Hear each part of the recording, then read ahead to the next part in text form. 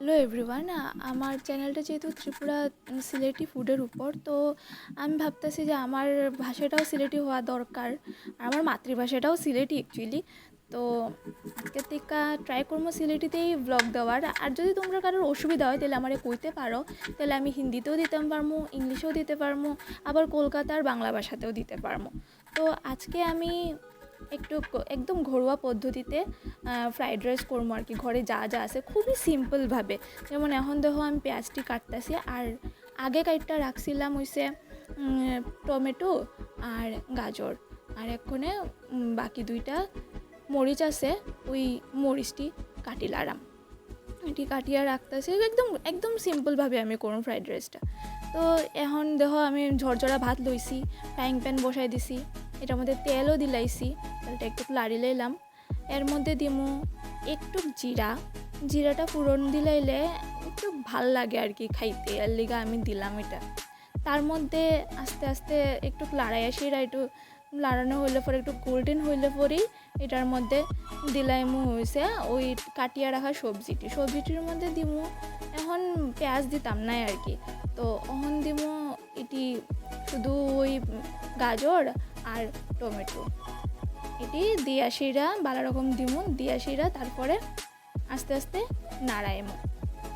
নাড়ানির পরে আস্তে আস্তে দেখবো নাড়াতে নাড়াতে এটা একটু কালারটা চেঞ্জ হয়েছে, একটু অন্যরকম একটা কালার এসে ভাজা ভাজা হয়ে গেছে গিয়ে আর কি।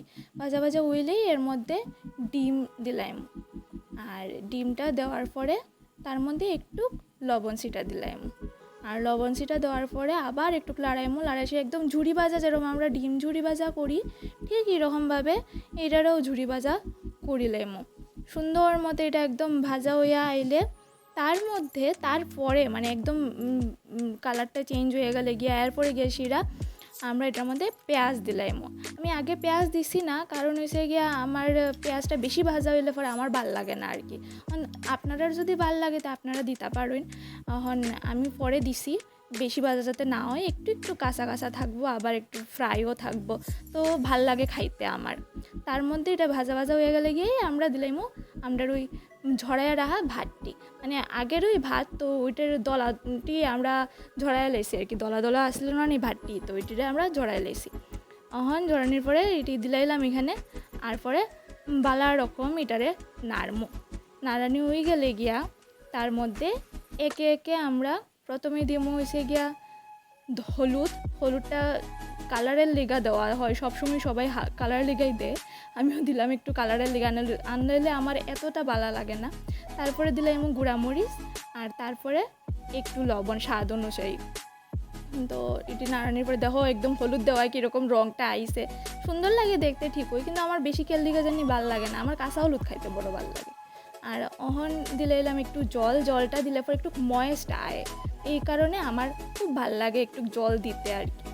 তারপরে একদম নামানির আগে 1 চামচ ঘি দিলাইলে এটার মধ্যে একটা স্বাদটা আলাদা, ওই স্বাদটা বড় ভাল লাগে আমার। এখন আপনারাও দিতে পারেন, আপনারাও ভাল লাগবো আশা করি। এটা একদমই সিম্পলভাবে বানাইছি আর কি, আপনারাও একটু ট্রাই করে দেখতে পারেন, একদম ঝরঝরা হইলো, আর গরম গরম খায়া দেখতে পারেন আপনারা কেমন।